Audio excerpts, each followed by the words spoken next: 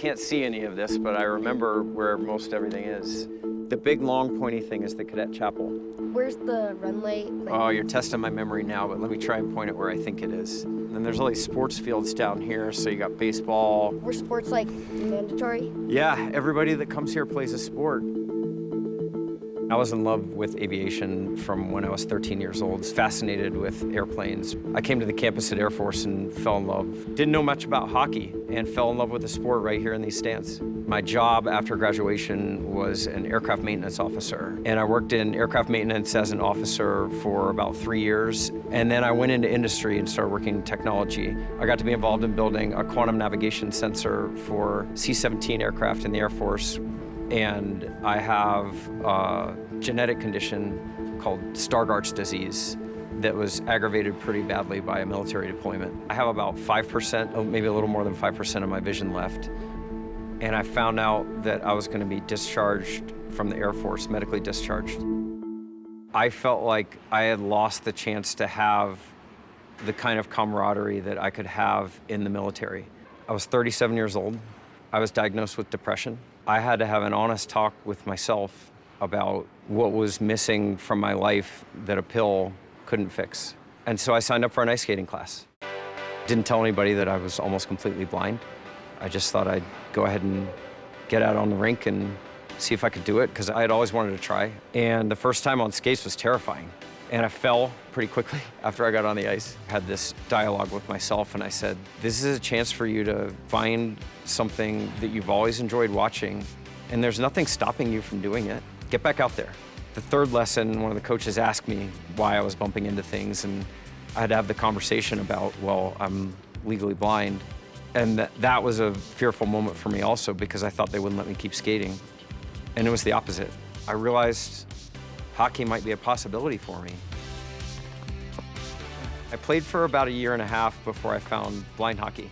And the first time that I got the chance to touch that puck, everything just felt like I can actually do this. I felt like I was getting little pieces of my life back, which is why I'm so passionate about giving other people that experience. Hi, guys. Hi. How was the ride over? I'm blind just like you guys, and for me, being blind is a team sport, isn't it? It is. Right? And being a good teammate means giving just as much to your team as your team gives to you. Have as much fun as you can out on the ice. Every time you fall, get right back up. And the last thing I want to ask you to do is do something out there on the ice that even you didn't think you could do. And your volunteers are going to help you do that today. Who's ready for some hockey? Black and blue, right? I think I'm blind, I don't know. This is our blind hockey puck. You can see it's dented all over. 22 gauge steel, welded around the edge. It makes noise when it's moving so that we can hear it.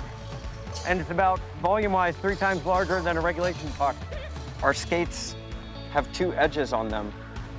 There's an edge on your inside right here, and that's what we're gonna use to start skating. There you go, that's your first skating stride, good job. Now let's try with our right foot. You are ice skating.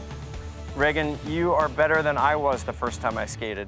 For the longest time, I was scared to ask for help, scared to do things that were out of my comfort zone, but I always had hockey to kind of fall back on, and seeing it in these kids for the first time, just trying to teach them and relate to them that, hey, you know, it might be scary at first, but it takes courage to do something like this. And if it means that much to us, like it has for me, it'll be life-changing. Blind hockey changed my life, and if we can help inspire that in some of the youth, it just builds the next generation. They've been thrown something that a lot of us don't experience.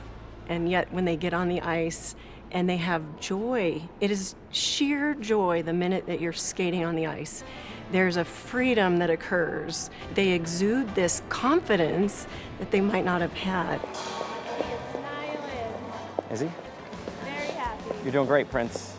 Every time I see him do anything, whether it's on a stage or on a goal ball court or anything like that, it is incredibly rewarding, because when he lost his sight, he was almost 2, and our fear was that he wasn't going to be able to do any of this. I've been watching him do incredible things his whole life, and for him to be able to do something like this it's awesome. All the things that we thought that he wasn't going to be able to do, like driving and all that stuff like that, that just it's not even a factor anymore because of how much he's already accomplished. We as veterans that had the chance to serve want to continue to be of service. This game gave me back my life in a lot of ways. I've gotten way more from the game than I've given back, and I feel like I owe hockey a life debt. Every chance that I get to come on the ice and give blind people the chance to skate for the first time, I feel like I have to do that. There are so many opportunities that blind hockey can give someone that nothing else can.